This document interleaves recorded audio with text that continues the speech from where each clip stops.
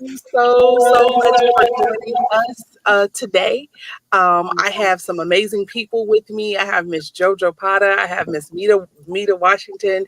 I have Nicole Lady Extreme Carter, the Miss Tracy Artist, and the Miss Willie May. I'm just excited to have everybody with us tonight as we celebrate. The Miss Tracy Artist. Oh, there's some feedback, and there's that's okay. It's all good. I'm excited to have everybody with me as we celebrate the closing of Women's History Month. We are sitting with some of the dopest people, women in the gospel industry. Like, y'all don't understand how this panel is. Like, it's fire. It's straight fire. Let us know who's checking in with us so we know who's here. But I'm going to let them introduce themselves and talk about a little bit what they do. If you do not know who they are someone you need to know. Some of them have programs on that you definitely need to tune into, subscribe to their YouTube channel, etc. So I'll start with you, Miss JoJo. Hi, everyone. Sorry I was on my phone. I was actually sharing the live. So I was doing what I do, which I promote and I publicize all things gospel music. There is a joke. There was a joke in the industry that it became my Twitter bio, which is I am the publicist to the Gospel Superstars of America, which I agree, they are superstars of America. I am a almost 25-year plus publicity veteran. I've been in the music industry since way in the 90s. And I'm currently the owner and founder of Ignition PR, which is a faith-based entertainment PR firm. All right, Miss Mita. Hello, everybody. Well, I do the middays at Kirk Franklin's Praise. I am the midday host at Kirk Franklin's Praise on Sirius XM. And 20 years, into it. And, it's an exciting ride. Glad to still be on the journey. All right, Miss Lady Extreme. Well, I am amongst great women. I am the pioneer of Christian rap here in Columbus, Ohio. Also, I've been in the promotions arena for over 30 years. I have promoted some of the greatest gospel artists in our community. I adore one of my best mentors is Tracy Artist. Got to give her a crazy shout out. But and there's so many other people who have helped catapult me to what I'm doing today. My main objective is to encourage and empower people to do their dream, do it afraid, and make sure that they fulfill their purpose in the earth, because the greatest thing that you can miss is not fulfilling your purpose. So my thing is to encourage and empower people to do just that. I create platforms and stages for people to perform on and just help people just have a great time and do their dream, man, and do it afraid. That's what I do. Listen, and Miss Tracy, as you heard, you are her mentor. Can you introduce yourself, Miss Tracy? My name is Tracy Artist. I hail from Cincinnati, Ohio. Love you, Nicole. Love all the women on the panel, and just glad to be in such great women. I'm the CEO and founder of I Hear Music. I've had my company for about 25 years. 20 years I've been doing the I Hear Music in the Air Conference here in Cincinnati. I also am the director of the Black Family Reunion. Dorothy Heights started them across the country 25 years ago, and I've been directing Cincinnati's BFR for about 8 years. I cover the Motown gospel roster in my day-to-day operation at I Hear Music, but I also have some other amazing artists I work with, like Charles Jenkins, Isaac Correa, and others. So I'm just excited about being here tonight. All right, Miss Tracy. And then we have Miss Willie May. Hi, everyone. I'm Willie May McIver, and I have a syndicated show that airs in about 30 plus markets called Beyond the Praise. I've been in radio now. It'll be 41 years in July. So I thank God for the longevity and for still being recognized for what I do. And I give him all the glory and honor for it. And that's what I contribute my longevity to. So just glad to be in the business and amongst you wonderful ladies this evening. Listen, so shout out to Mr. Michael Stewart for making this possible with Gospel Central, for sponsoring Talks with Toya. So it be empowered by him. We already have a comment in the chat that says we have some heavy hitters on tonight. So David, excited. Listen, we're excited. So we're going to just jump right into the questions. We're celebrating Women's History Month. These ladies here are the best of the best in the gospel industry. And again, I'm just honored that they're here and willing to chat with little old me. But my first question is, how did you all get started in the industry? And we can do it popcorn, whatever way you want to do it. How did you all get started in the industry? I don't know what popcorn means, but I'll You start whoever it is, random. Okay. Popcorn, random. Since I started talking, I was like, I just want to say that was my bestie, Damon Williams, who just commented. So Okay. Damon. Hi, Mr. Davis. Well, I'll just say this. I'll be quick. I'm the lone publicist on this group, and so it's an honor to be with a lot of these really tremendous women and these women who have had a tremendous and important impact in gospel music and gospel radio. For me, I started in the business, like I said, way in the 90s, and I had the honor and the privilege to work for Terry Williams, who I don't know if you guys are familiar, but Terry is a legendary publicist. She was, at the time, one of the very few African-American women publicists in entertainment. She started her business with clients like Eddie Murphy and Johnny Cochran and Essence Magazine. And so I started out working for her as an intern and just worked my way up. Eventually, I found myself at the Motown Cafe, which is a theme restaurant in New York. I handled all their celebrity events. And then from there, I found the light, so to speak, and landed at the Verity Records in 2000. And since that time, I have been in gospel music.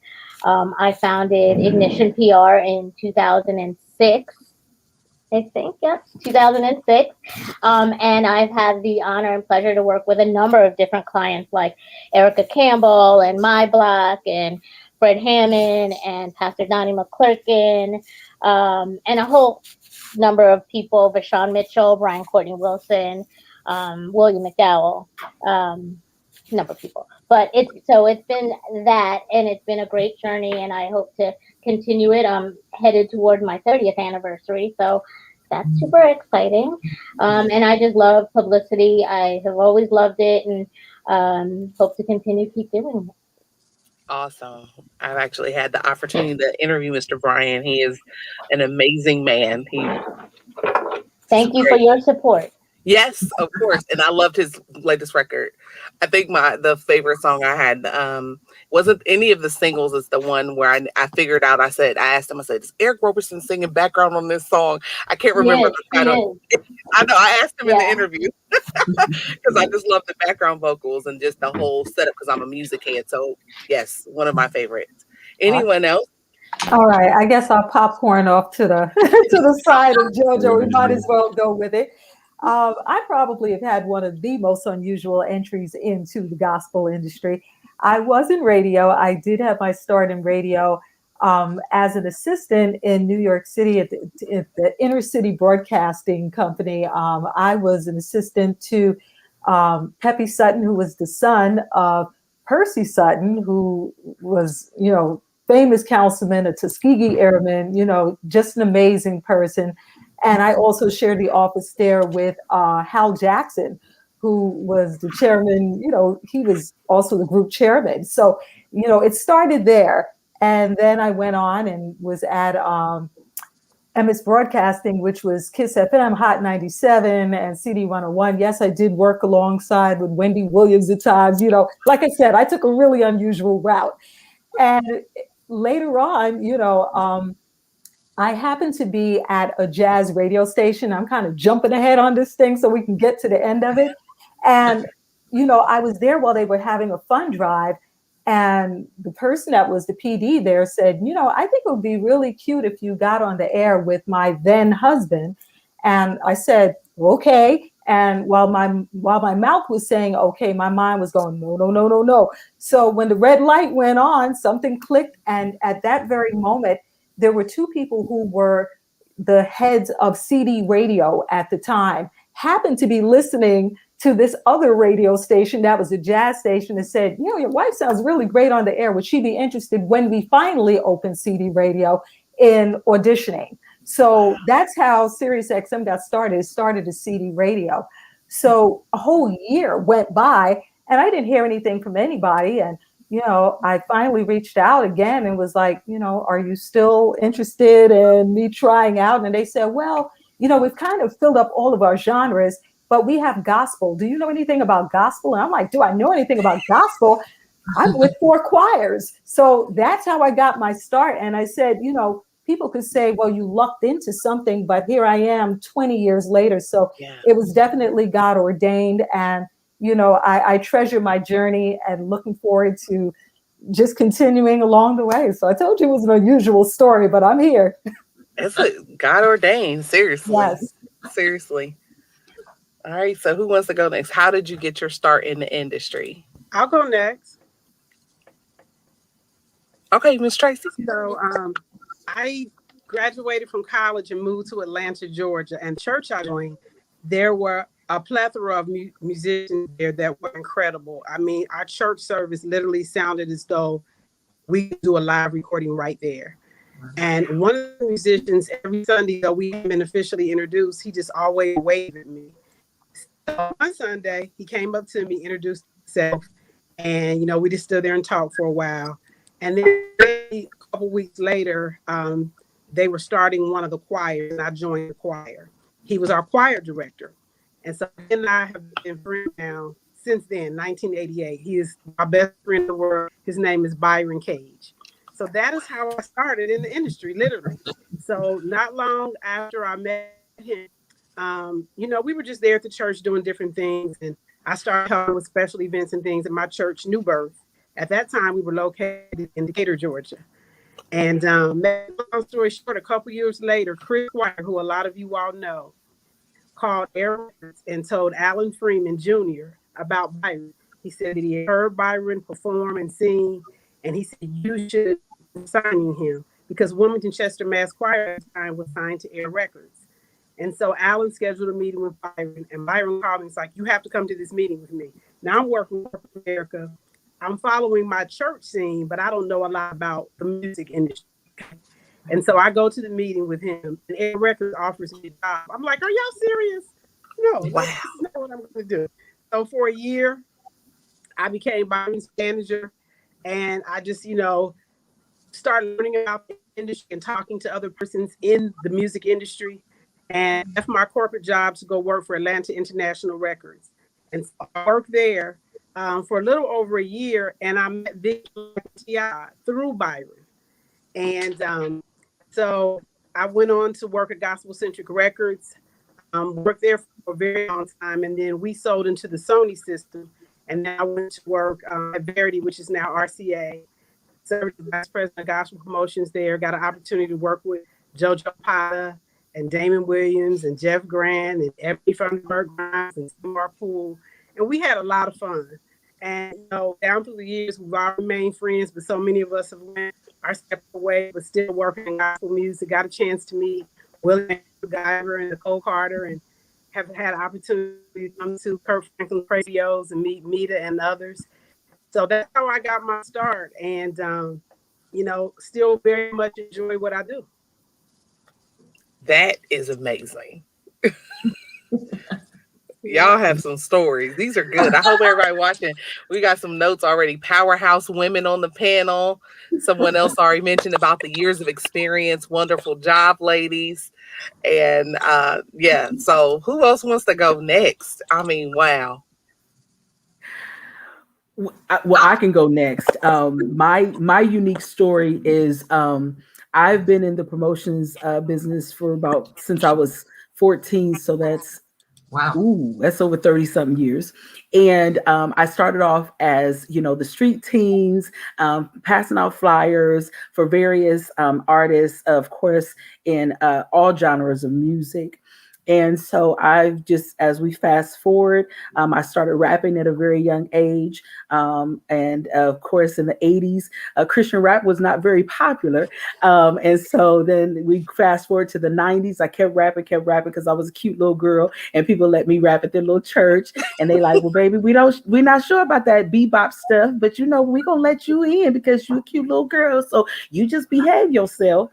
And I've been able to rap and not knowing that I was pioneering. Of course, you get hurt along the way, but passing out flyers, pioneering a genre of music that the Lord called me to. And fast forward, I've been a part of radio, television. I've done so many things. I have comedy shows, do concerts. And the main thing is to create platforms for people to have opportunities to showcase their talent. And so we come forward. I've been all over the country, do a lot of promotions across the Midwest. I have been blessed to be a part of the I Hear Music Camp. I have seen most of you, actually all of you ladies at one time or the other at various events. And I've been a part of pushing and promoting your artists across the region. Sometimes I'll just take flyers and run around the city when I see them sitting and they're not doing anything.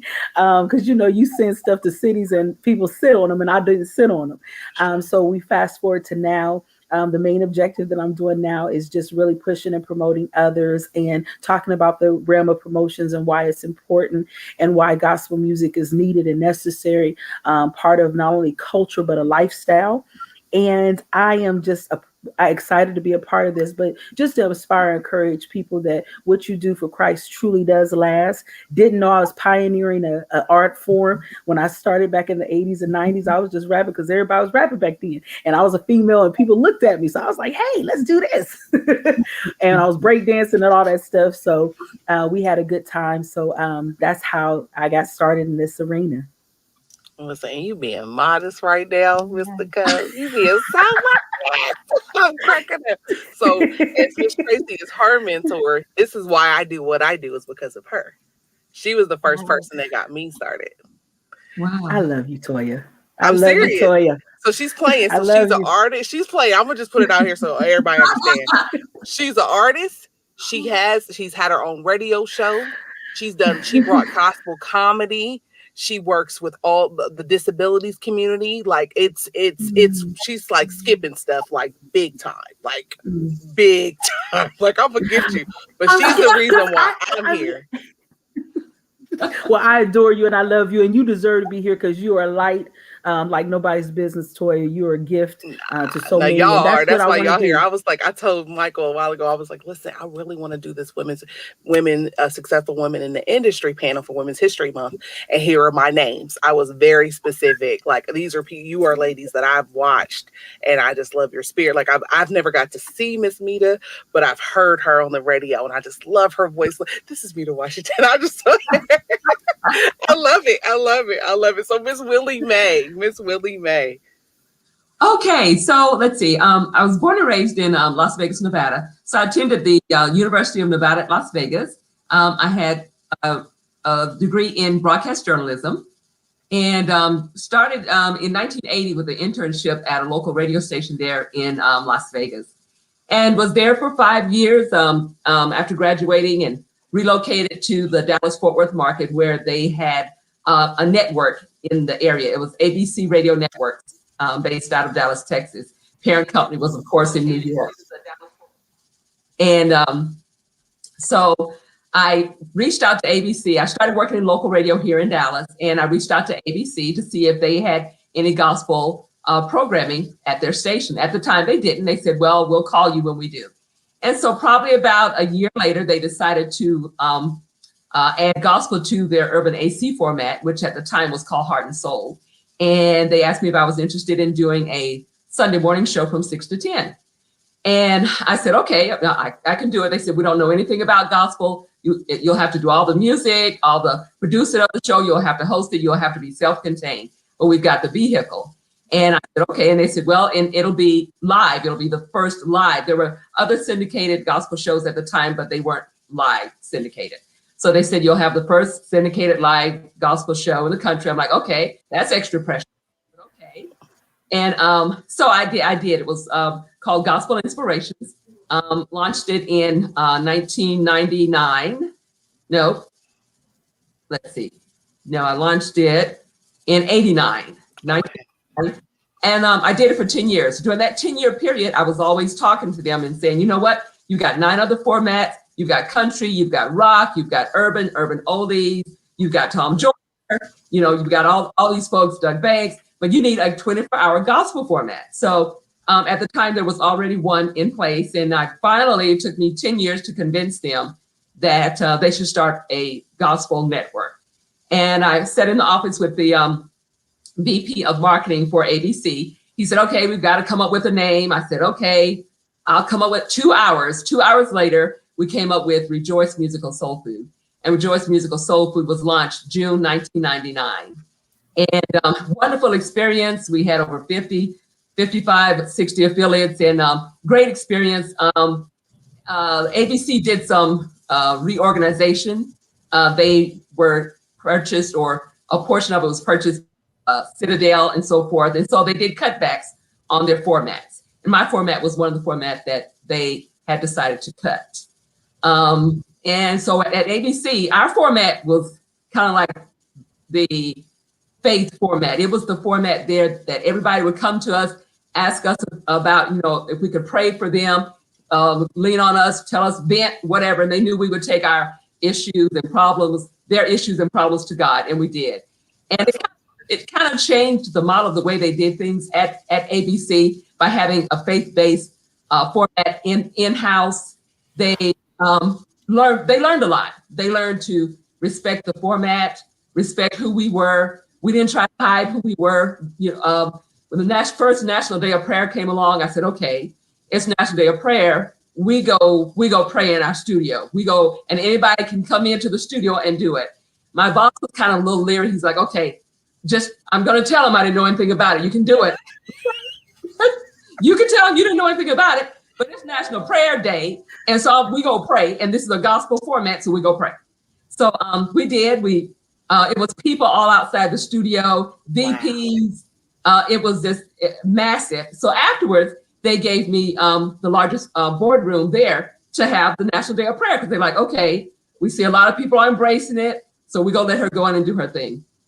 So anyway, the format made an impact before it was discontinued. But then after it was discontinued, right before ABC decided to pull the plug, our affiliates, a group of affiliates got together and said, you know what? We love this format. We're going to invest our money. We're going to keep it going.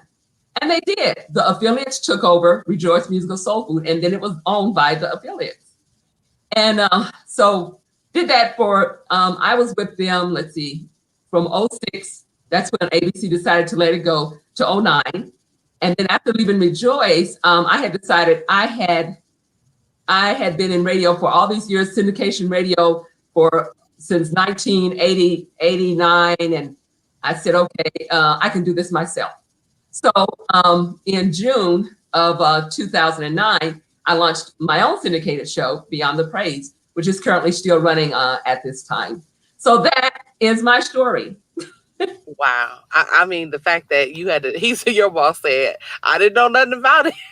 I said, okay.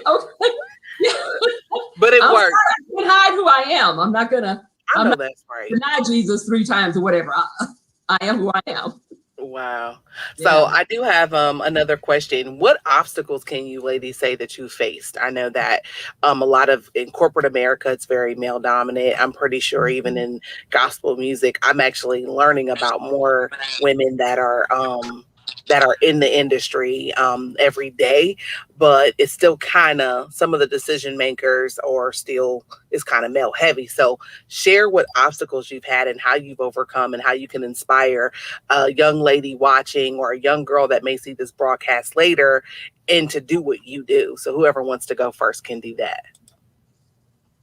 I've had some obstacles. They necessarily haven't been with people. They've been with balance.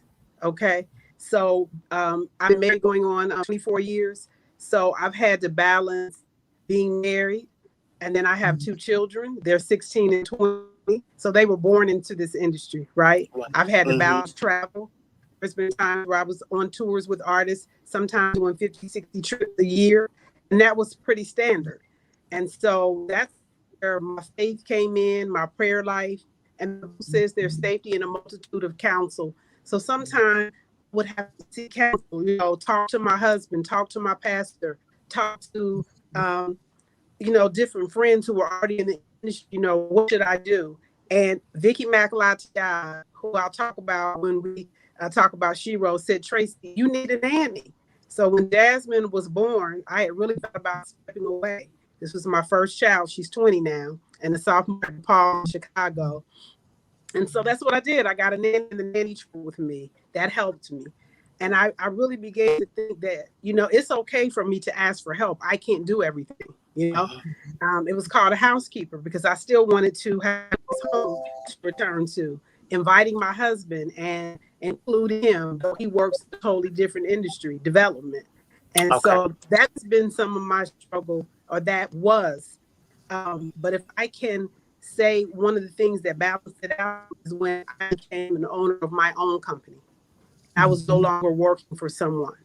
That was the best leap of faith that I could have ever done, because once I did that and I took control of my career, I no longer had to worry so much about the balance. If I didn't want to travel, I didn't have to. I may send another staff person to be there, or I may call Nicole and come and say, hey, Nicole, I have an artist coming through. Can you assist with this?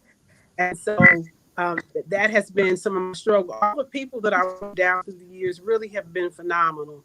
Yes, we've worked in the male-driven industry, and at different times we've seen different groups of leaders at different labels.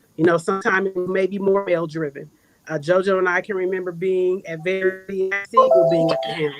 But then we remember Jazzy Jordan being at the helm, But there was always a powerful group of women running the industry. And I can go back 30 years and name them. So always keeping the flow of gospel music going were women. Because when you talk about Verity, it was named by Demetria Stewart Alexander. She gave Verity its name. So there's always been women making moves. That's good. That was good. Well, since we popping in there, since Tracy mentioned my name, I'm gonna go ahead and say something. One of the things when you're called to this, you really have to be called to this. It's not this is not a simple place to be in. For me, I didn't have as sweet as a journey because I told you I would start off as a rapper, and I've dealt with sometimes when people say you're gonna bust hell wide open with your rapping self, and I was like, but Lord, I'm called to do. I said Jesus 17 times in the rap, and you try to, if I Jesus it is acceptable. So and I remember one time at a festival here locally called the Columbus Gospel Fest. I remember being on stage. This was probably 92, 93. And this beautiful old woman came up. She says, "You're such a pretty girl, but you keep doing that rapping stuff, you're going to bust hell wide open. I'm going to need you to stop doing that rap, tap, tap. That's not God." But when you're called to this, and you're seeing that other companies, they get the movement is with the alcohol, they get money from them, they get money from club owners, they get all of that. There was times where I was kind of doing both. I was doing both. I would help club owners and stuff like that, bring in VIPs like New Edition, and I would be backstage and helping. There's hundreds and hundreds of artists I can name, LL Cool J, all of them, and but I saw that there was a lack of support and promotions in the area of gospel music. And that was the genre that rescued me when I was crying and stuff. I didn't really pick up. I picked up, what I say, Fred Hammond's commission or, something like that, or the Winans or something like that. That's what helped me get through when I was younger. And so I'm crying and rapping when people say you're going to bust hell wide open, but I'm like, I'm still going to do it. I don't care. And God kept giving me lyrics. And really, those was the struggles.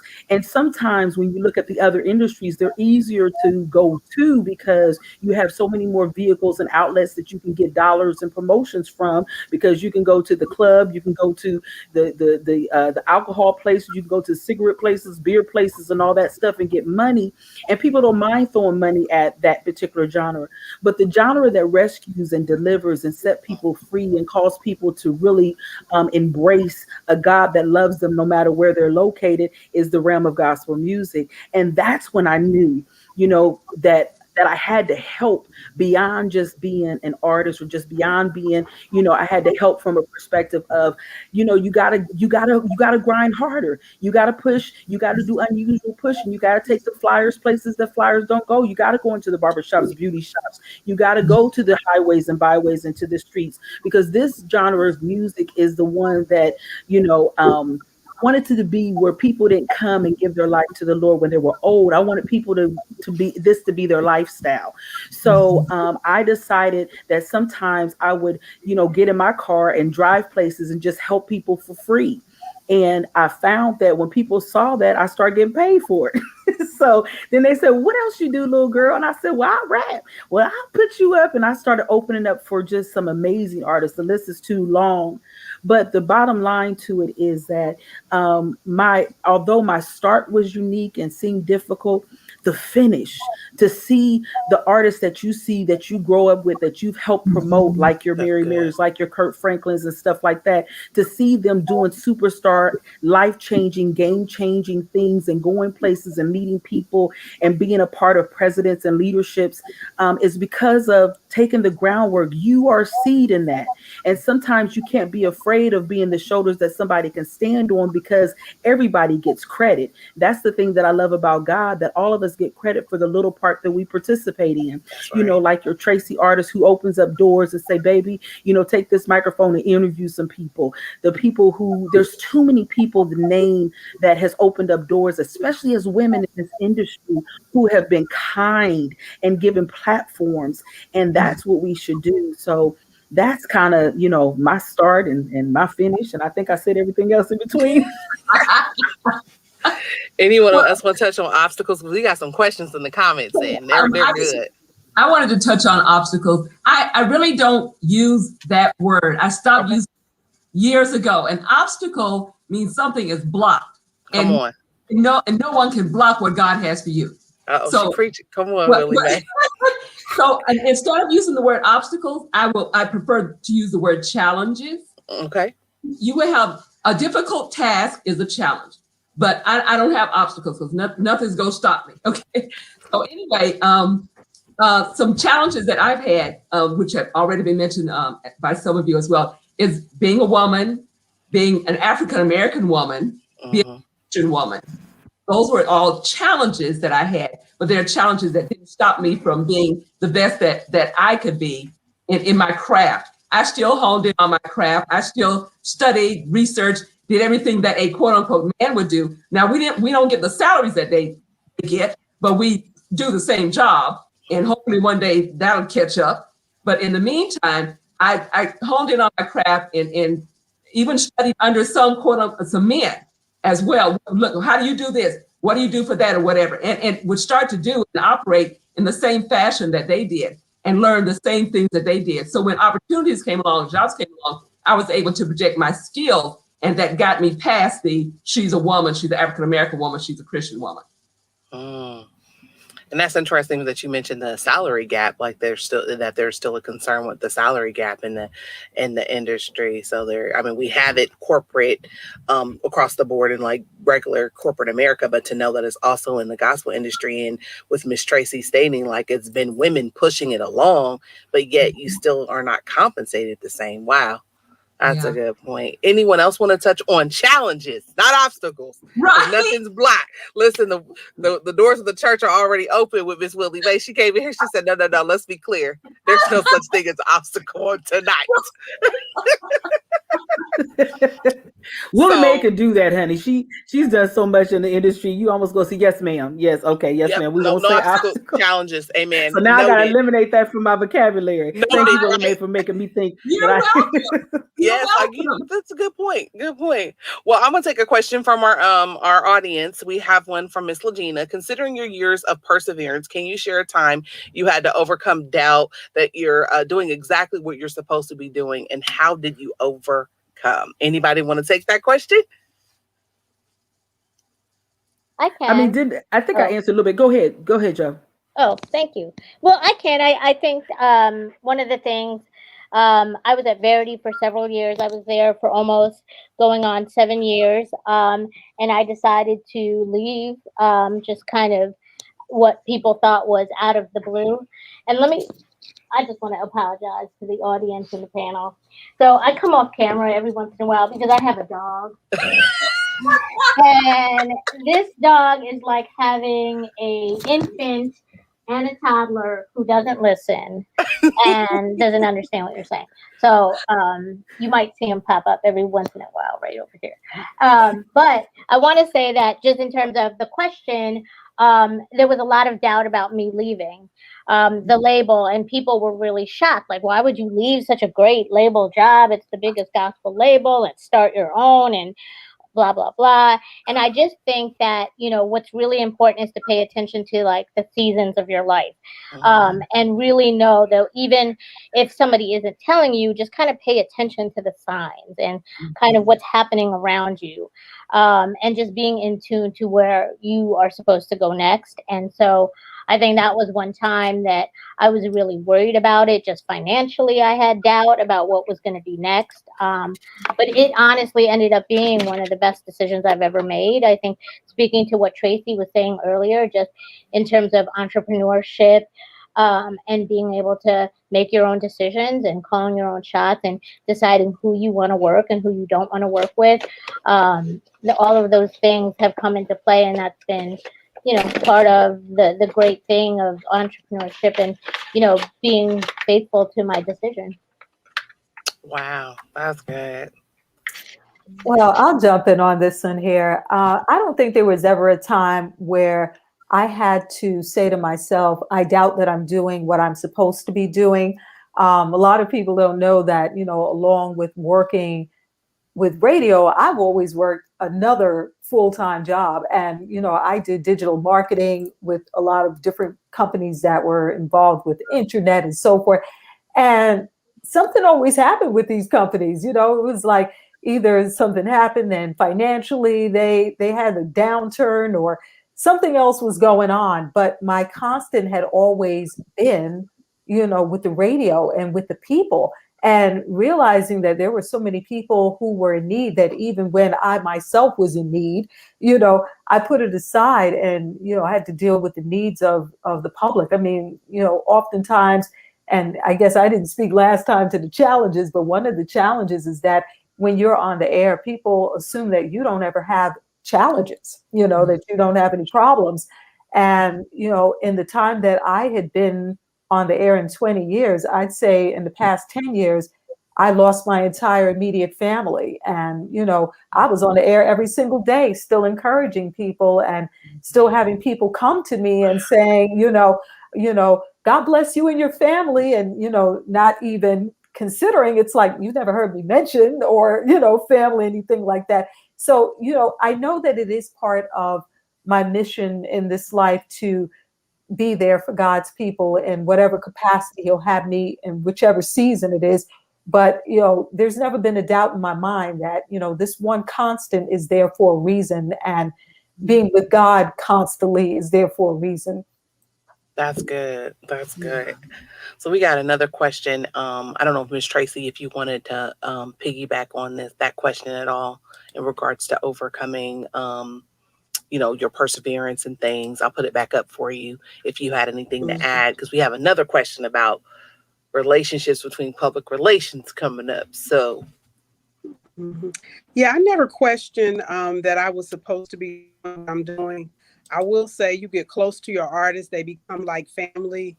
You know, I've been to funerals, baptisms, weddings, and so there have been times where I had to really, you know, just stop and take a deep breath, you know.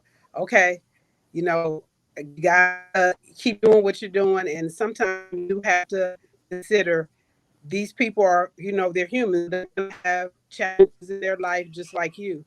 But I never thought about stepping away. I have just, you know, decided very early on in my career, this is what I was called to. And so when Nicole hit on that earlier, that really struck me, because I've always told people there are people that are called, and then there are people that are they come, right? And then you know the difference, because there's people that will stay and then there's people that will leave. So for all the women here, all of us have been in it because I believe we were called to it. And so someone else talked about seasons. It's just so true. I've been through different seasons in my life. Because when I started working in the industry, I wasn't married, I was single, right? And then I got married, and then I had children. Last year, I lost my mother pretty suddenly. And she was also, you know, very, very a good friend of mine. You know, that happened later in life. Okay, we went from mother and daughter to becoming good friends. So I had seasons, but never thought about stepping away. But I have had times where I had to kind of step away, take time for me, know that it's okay on vacation, you know, and know that it's all right. Specifically, the role that I sit in as founder and CEO of my company, it's all right for me to have a voice. Sometimes when I was working at labels, decisions were made for me. You know, a record was chosen for me. And you know, like Doug said earlier, it's a good seat to be in because I pick and choose who I want to work with. You know, so God's been kind. That's good. That was good, Miss Tracy. I received all of that. She got us right together. So the next question comes from Mr. Damon. How important is relationship between public relations, publicity, and the radio format, specifically within the gospel music industry? Come on, Trace, that's me and you. All right, let's do this, JoJo. Well, I'll just say I know that it's very important, especially in the gospel format, and especially now. I think with the influx of digital and the rise in independent artists.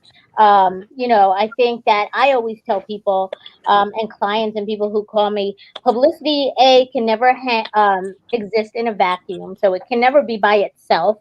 But then also, it's a piece of the pie. It's a piece of the marketing pie. You can't just have publicity. You can't just have radio. You know, all things have to work together, right? And I think that gospel radio and publicity are really two of the key things. You know, and now along with social media and digital marketing are the three things that are like super important now that can really engage fans and get the music out there. So can I speak to radio? So publicity and radio, JoJo and I have worked a ton of projects together down through the years. And normally, you know, if you have a great team, it's seamless. So I haven't had any challenges with the two coming together. You know, here's what I tell people. My job starts with a great song. If you give me a great song, I can move the record because of people like Willie Mae MacGyver and Mita Washington and Dave Dickinson doing what they do with Kirk Franklin's Praise. Nicole, you having a radio show and being connected to radio stations there in Columbus, Ohio. JoJo and I sometimes overlap, but it's a good thing because as a publicist, she also has syndicated shows on her list, just like me. So if she connects with the Eric Campbell Morning Show, I am ecstatic because that means artist has radio airplay there. And then I go knock on another door to get an opportunity, right? So publicity and radio, actually said digital marketing go hand in hand. But also, you have to have a solid artist, and you need a team around artists, wardrobe, makeup, right? Road managing. The country's going to open back up. We see some of our artists already moving across the country now. But, you know, for me, gospel radio, it starts with a great song and just working the song and believing in it all the way through and not getting weary and well doing. You know, there have been times when I've had songs and I, you know, didn't move exactly the way I wanted to, but God always came through, you know, and I chased the song to the very end and always will. That's good. And I love what you stated as far as having a good team. And it seems like Ms. JoJo and Ms. Tracy work together. So leading into my next question. So I bet there's some supporting there. So what's the importance of women supporting other women in this industry? Like you guys seem like before we started, you were all like, hi, hearts. I was like, oh, so you guys work together, share the importance of that support. Well, I'll speak to that. You know, I mean, I can't say enough about the relationships. You know, the gospel industry is very small to begin with. You know, we see each other, you know, continually. We hear each other's names constantly. And it really would behoove you to be a support to others in order to receive support yourselves. I mean, I work with, pretty much each of the ladies here. Nicole, we got to work together at some point. I'm ready to do some rapping, girl. So I'll let you know about that. But nevertheless, I digress. But, I mean, seriously, working with like Tracy and, a radio promoter that I know she knows her stuff. And when she comes, it's already screened. It's like, I don't have to worry about who the artist is. JoJo will come and, talk about some tight publicity. It's like, I have everything I need. I mean, I try to do my best to have everything already buttoned up because, I know the agenda or, rather the goal of each of their positions and how I fit into it and how I can work with them to achieve what they're trying to do. So when they come with an artist or come with a song, I already know, this is the end game here. It's not about me sounding good on the air or, make a small talk with the artist. There's some dollars and cents here that are behind this decision, and I am there to help realize that goal. Wow. Anybody else want to talk about? I want to piggyback off of her. I come from an unusual direction. So although what I do is like, for instance, when Tracy drops an artist or anybody, when I hear Willie Mae say something on the radio or something from each of those ladies, what I do is like, for instance, I had a comedy show, this at the Funny Bone for 9 years. Well, when people are coming into the comedy show, all they're hearing is the latest stuff that they're talking about or what they're hearing about. And I go into unusual markets to open up an opportunity. I create festivals or events so that I can play the music because that familiarity helps push the music to another place. And then also look for unique ways to help with promotions. So for instance, you might see somebody take, and I've done this on several occasions, take a person's poster who just dropped the album and put it on my car and just go to a location of the most seen location in the city and put up some speakers and create a event around it. We have to, as industry people and leaders, we have to be the ones. I'm the one that like creating unique, unusual possibilities. Like for instance, at my rap concerts, you might, as you walking in, you'll hear Kirk Franklin, you'll hear, Byron Cage or somebody's latest project that dropped, because we have a responsibility in this industry to make sure we keep moving things forward. And a lot of times it's that, unusual, or I will do a skate party. I'll rent out a skating rink and say, everybody come to the skating rink. Let's come and listen to this new album or this new song.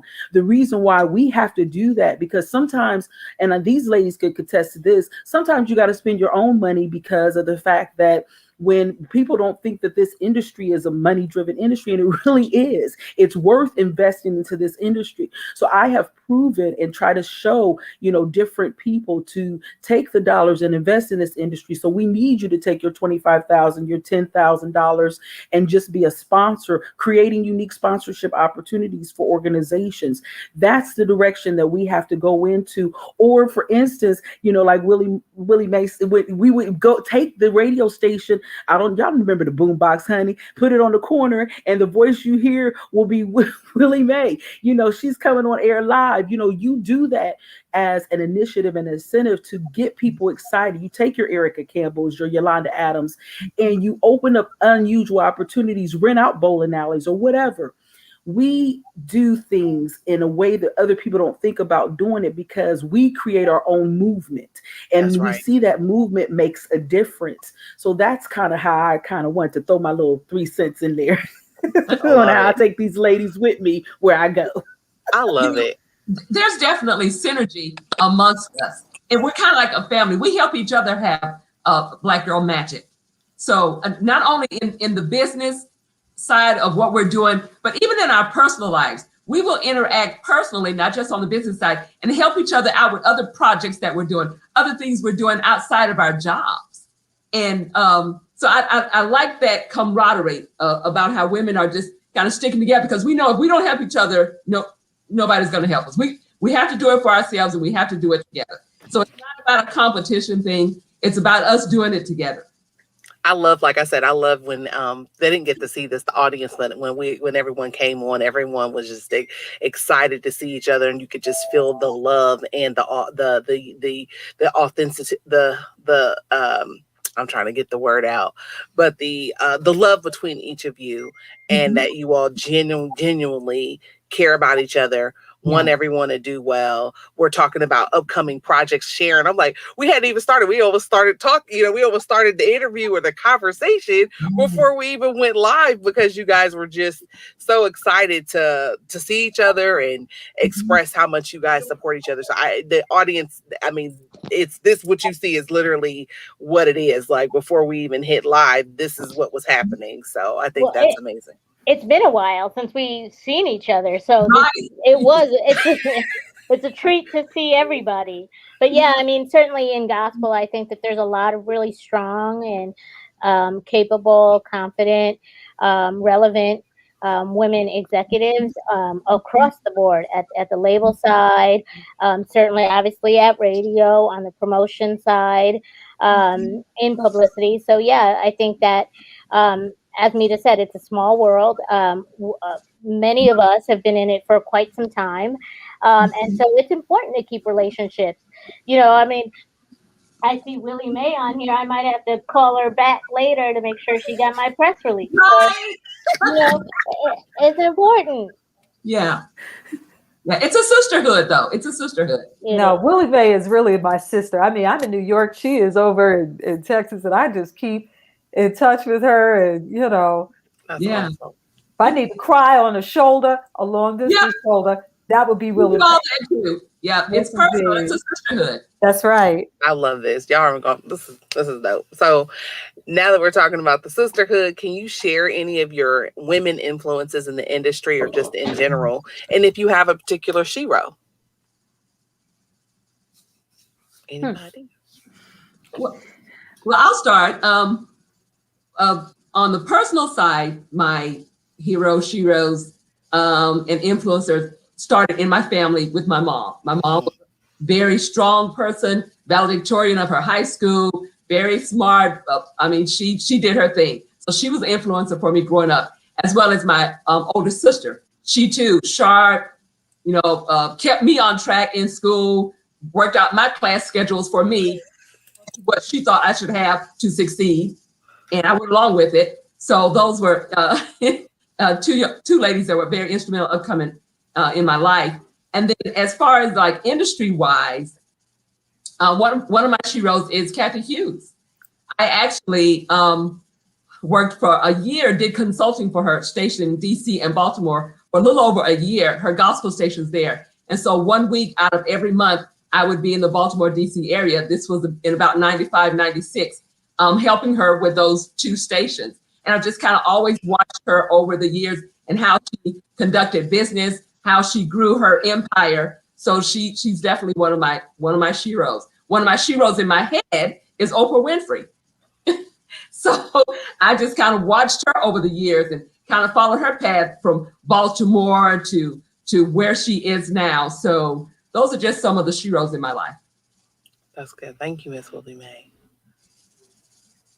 Well, I have a few. Mita Washington might be familiar with one of them, but I've had several really great mentor bosses in my life. I mentioned one, Terry Williams, at the beginning. Again, she was a pioneer in African American publicity, but also Tracy Jordan, who is over at SiriusXM. Yes. So Tracy was one of the co-owners of Motown Cafe when I was over there, and since she had a wealth of experience and a wealth of contacts, she had come from Arista Records, and she opened her book to us and introduced me to a ton of people in the industry and just walked me through a ton of doors. And even to this day, when I see her at SiriusXM, she will not fail to remind the people that I used to work for her at Motown Cafe. Yes. So I wanted to shout those two out, and then all of the women that I've come in contact with just in the publicity world that have certainly poured into me and helped me and advised me and taught me and reprimanded me, or all those things. There's been a ton of them. So yeah. Well, I've had quite a few myself, starting with, family members that are no longer with me, my mother, my big sister, and my grandmother. I used to call them my three musketeers, and those ladies were tough. You know, they didn't play games, and you know what you saw was what you got, and you know there was no room for excuses. One of the things I think I learned from my big sister was, you know, don't get in the habit of making excuses, and you know things like that. You know, pieces of advice that stay with me, you know, even to this day. You know, I don't find myself making excuses. I make a way, and you know, I allow God to help me make that way. But you know, I watch grown people get bogged down in one excuse after another as to why they're not doing things or why they do things. And I say, you know, I'm so glad for that piece of advice that I had received early on. As far as people that I've worked with, I'd say my former PD, Pat McKay. She may never ever hear this, but you know, Pat was tough. You know, I loved it. She could get up in somebody's face when things were. If she wanted to fight for you, she could fight for you. Okay, and she'd go tooth and nail. And you know, she just had such strong integrity and just, you know, such courage to stand up for the things that she believed in. And you know, if she was on your side and felt that you had more to contribute, she would get behind me and be fighting. Even if I'd say, okay, Pat, I think I'm all right. Now it's like, no, we got to keep fighting, you know? So, I mean, I really learned a lot from her. And, you know, she's no longer on the gospel side, but, you know, she's still very much, you know, an influence over, you know, my career at SiriusXM. That's great. Miss Tracy? Yes. So my shero will forever be my mother, Susan Upton Farley. Light of my life. She's been gone 11 months now, but she left me everything I need to survive. And she just was an amazing woman. She became the mayor of the community and served for 20 years that she grew up in, traveled to South Africa several times, helped build a school there. And her legacy lives on. Left 6 amazing children, sent us all to college, and she was just a wonderful woman. In the music industry, Vicki McLatia, Teresa Harrison, Demetra Stewart Alexander, Wandelin Stokes, just to name a few. I love Miss Kathy Hughes, have worked for her during my career. Her Willie Mae mentioned her and reached out to her recently just to say hello. And so, yeah, all those persons that I named, I expect and look up to and keep in touch with.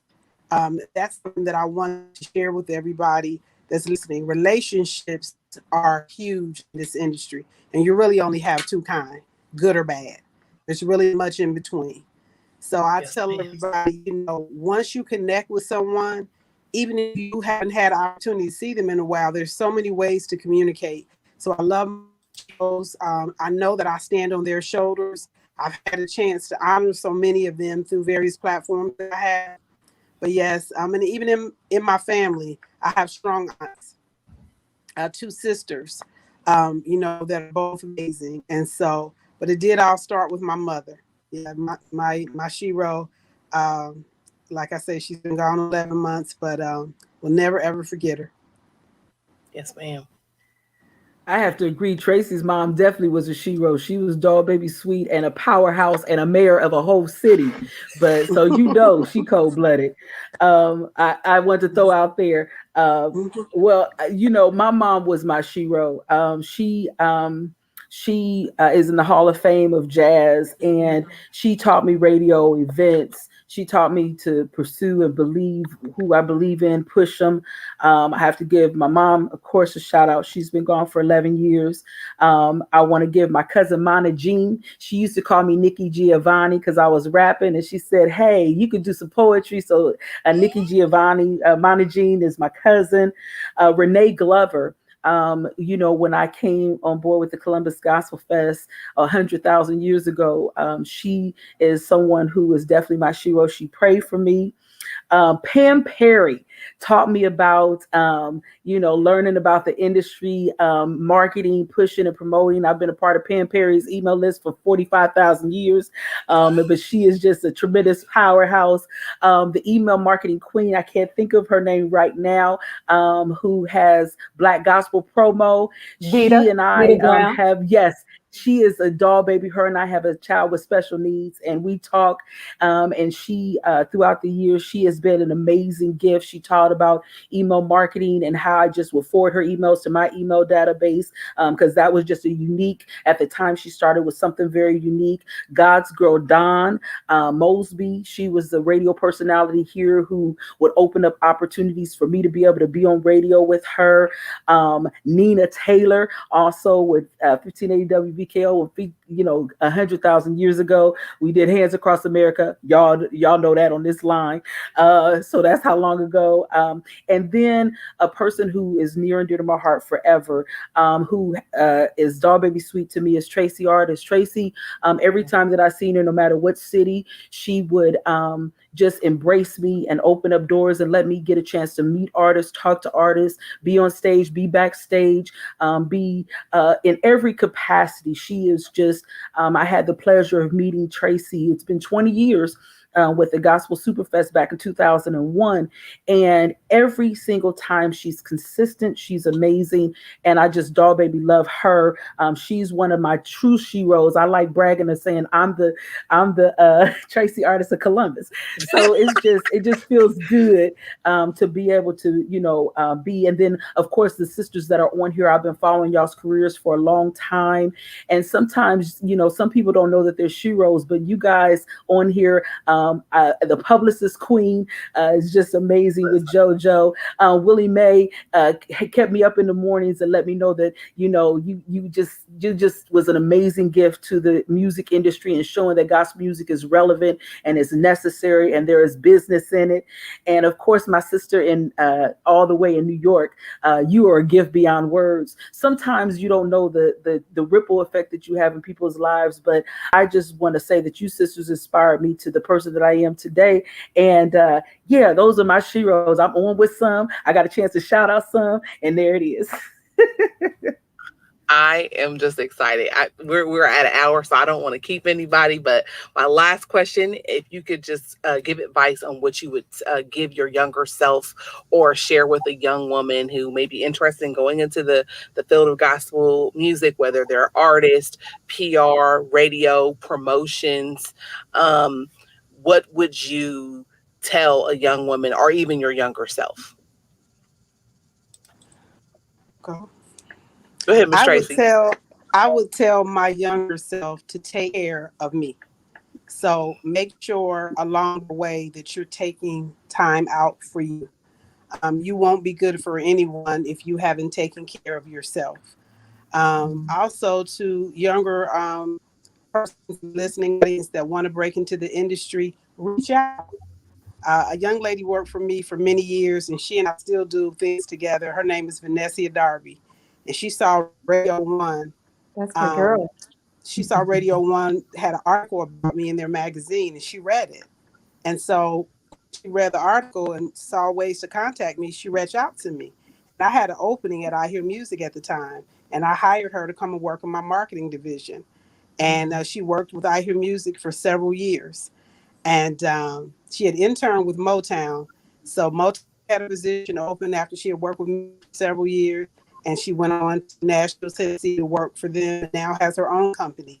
And just very near and dear to me. When my mother passed, even when she was in the passing stages and under hospice care, Vanessa was one of the first people that I reached out to. And she helped me put my mother's obituary together.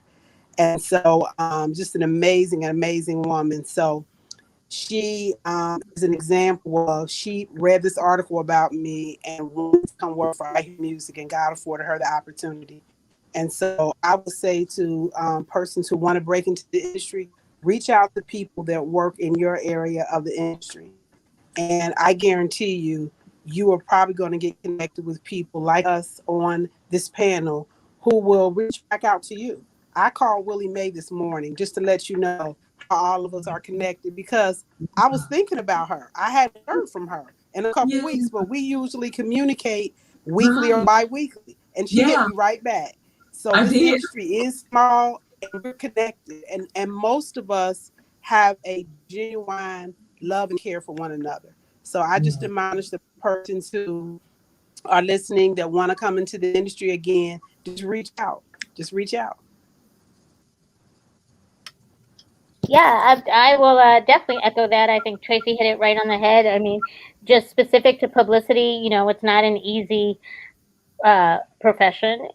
You get more no's and you get yeses, but learn what it is, learn the craft, learn how to write. Like Tracy said, reach out to people that are in the business that you look up to or that you think are doing a great job. Learn how they got there. Follow their journey. Keep your ears open. Always be learning. I mean, even now, I try to read as much as I can about publicity in this new age because I want to make sure that I still can keep doing what I know to do, but in a modern way. I've been doing it for almost 30 years, so I can't possibly not have more to learn. So I would say to my younger self, I'd probably tell her, like, don't do it, but just kidding. No, I would tell her, it'll be okay. Like, you will make a tremendous amount of mistakes, but it's okay. That's good. I think my younger self likes that advice too, that every mistake is not necessarily the end of your life. I mean, I have been tremendously hard on myself for mistakes in the past and have lived through it and moved on. So, I mean, if I had taken that advice earlier, I would have moved on from things earlier, drop it, let it go. I would say to someone that's getting into the business, you don't have to worry about someone getting the opportunity that's meant for you. I mean, truly what God has for you is for you. There is no amount of clawing somebody back that's going to keep them from where they're supposed to be or keep you where you are intended to be. So, I mean, we have made our way in this business as a family by sharing with one another. And I can honestly say that I've lost nothing for ever sharing, something that could help somebody else get ahead. And, surely I've been made greater for the information that people have shared with me in return. Wow. I would say to my younger self, be bold. Don't be afraid. And I would tell people, get in the industry early. This is a wonderful industry to be in. You won't lose. There's nothing like being in an industry where you feel good at the end of the day.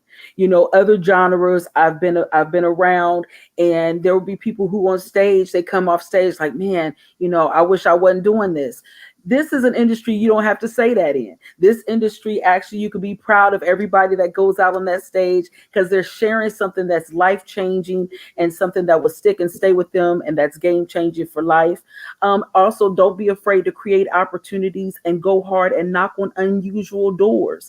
You will find that some people be willing to invest in ways because as us as African Americans, it's our culture. And there's organizations and companies that will invest into your culture. So this is the best time more than ever because the platform is a plethora of platforms for you to do. When we first started out, honey, we had to hear stuff, word of mouth, jump on the freeway and use download a map and look at the map. Now you got Google and everything else to get you where you need to go. So you can show up to events, and sometimes don't be afraid to volunteer. That's one of the things that I was able with my younger self, volunteering things. Let people see that you're consistent and that you're serious. Don't try to be in the front. When it's time for your gift to be seen, it'll open up itself, because when people see you enough, then they'll say, what else do you do? And they'll open up opportunities. Don't be afraid to sweep up after the time is over with. Some of the greatest opportunities that happened to me to be backstage and stuff is because I stayed and cleaned up after everybody left, and I was able to connect with music people, industry people, and I was able to see superstars at the end who gave me advice. That's the best way that you can get in. So don't look at, if you're not in the front, that's not the work that you need to be. Sometimes being behind the scenes will let you lead to the front. So I would tell my younger self kind of what I'm already doing.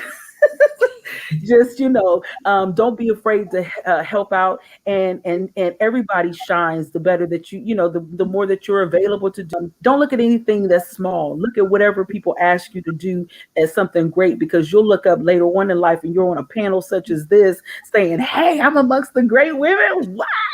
So, that's what it's about. It's about just being available and being willing to be used like fluid, and just let God use you fluidly. That's good. And I guess I would say what I would tell my younger self is what I tell myself now, is that what God has for me is for me, and nobody can take it away from you.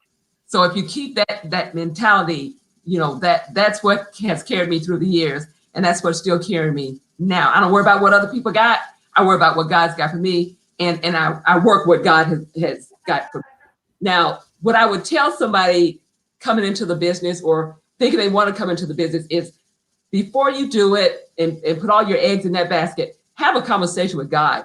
Pray, fast, ask God if this is your calling as to what you want to do. Because everybody's not meant to be, I don't mean to be a Debbie Downer, but everybody's not meant to be a gospel recording artist. Some people are meant to sing in their choir. Some people like me are meant to sing in the shower. I can't go that. Really bad. It's really bad. But just make sure you have that conversation with God. You pray and fast and ask him if this is the business you are supposed to get into, the business that he wants you to get into.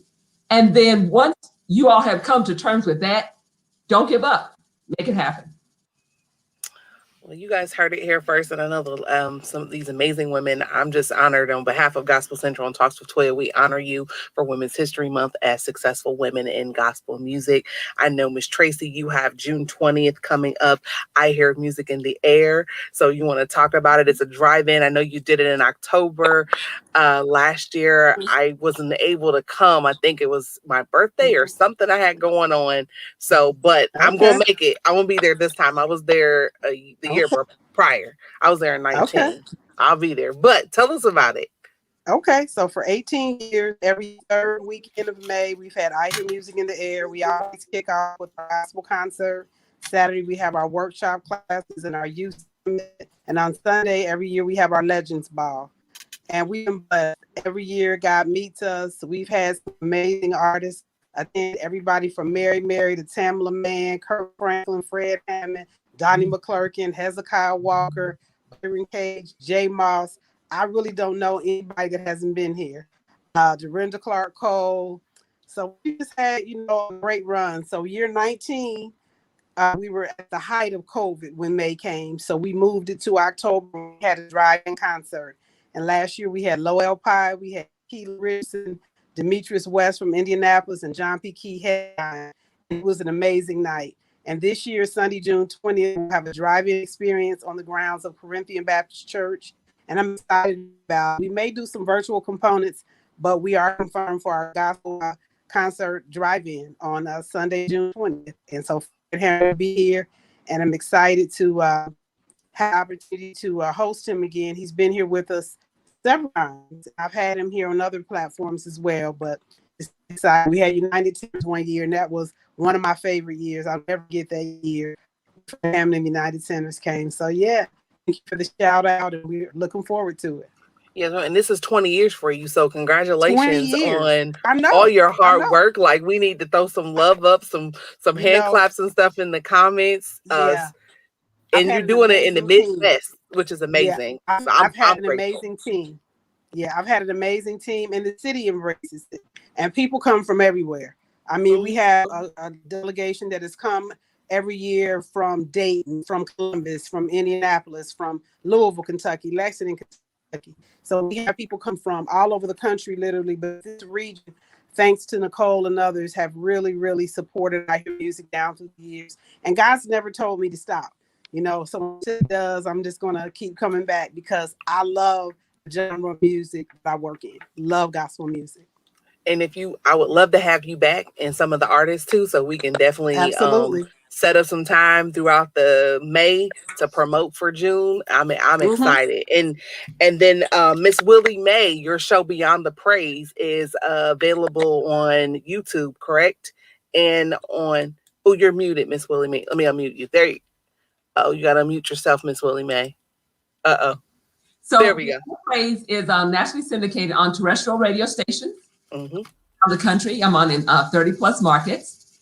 And if you want interested, if there's a station program director or director of operations out there that's interested in carrying my program, please hit me up on Facebook under Willie Mae McIver, and I'll send you all the information. Now that's how you do it right there. I love Miss Willie Mae. And then Miss Mita, you have a book. So any independent artists that are watching or you're interested, or if you're managing or doing PR, there's a book that we should be getting. Absolutely. It's called Cracking the Code, What Gospel Indie Artists Need to Know. And definitely it's a need to know book. It only is available in ebook, and there's a reason for that, because I intend for it to be an evergreen book. So that if anything changes in the industry, I mean, we're in the midst of a pandemic. We don't know, what the shifts in music might be a month from now. And if anything changes majorly, I can always go into the ebook and make the change. And for your $9.99, you got a book that's still relevant for now and forever. So That's brilliant. pick it up on Amazon. And I am going to throw this in there that when it was released, I wound up being #1 for Christian new releases on Amazon, and I was so shocked. Congratulations! Yeah, I was like, Yay. okay, thank you. So we've got to have you come back just to talk about the book. I got to Sounds have you good to back. me. So I'll get with Michael and we'll do that. So thank you all for joining us again. Don't forget June 20th, if you want to make it down to Cincinnati, Ohio to support Miss Tracy Artist with I Hear Music in the Air. With Miss JoJo, I know Brian Courtney Wilson has his show, I believe. So you can every catch- Thursday night. Please ev- tune in. Tomorrow night he'll be live with Kelly Price.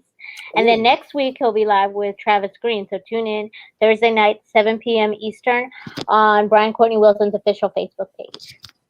It has a title. You didn't give it to us, JoJo. Oh, my bad. Oh, see, I'm terrible at this. That's why I'm your PR person. Thank you. It's called Breathe Again with Brian Courtney Wilson. Listen, stop by. And then again, Miss Willie Mae, she's on several markets. But if you're Lisa, if you're I don't think you're here in Ohio yet, are you, Miss Willie Mae? I haven't. I'm not on in Ohio, but I'd love to be on in Ohio. So let me know who I need to make that happen. Lady Extremes right here, and Miss Tracy. Absolutely. They are the ones. But I also do catch your items, your shows and recordings on your YouTube channel too, as well. Those are if until she's here, at least in the Ohio Midwest region. Don't forget to check her out there. And Mr. Michael has a little note for you all. Yes. Thank you so much for what thank you do you, in Michael. the industry. Thank you so much. Thank you, Mike. All right, well, we Let thank me get my Michael. heart together for him. It's getting there. I've been practicing for Everybody over put a their year hearts now. up I'm not for good at Michael. Yeah, I'm practicing still. There you go. Mine is a donut. Mine is a pretzel right now. Mine's like a circle. But the heart is there. Listen. The sentiment is there, but it does look like a circle. Right. All right, well, I thank you all again for hanging out with little old me. I appreciate it. Thank you so Again, much. this is a great way of ending Women's History Month. Thank you all for hanging out with Talks with Toya. We're here live in Latino Music Co. Studios. And thank you, Gospel Central, for hosting us and having us on. Thank you, Miss Tracy, Miss JoJo, Miss Mita, Miss Nicole, Thank and Miss you. Willie Mae for hanging out with Talks with Toya, where we're always working, always serving, and we're always about him. You guys have a good night. Thank you, you too. Bye. Bye. Thank you so much. Thank you, Michael. Appreciate y'all. Good night.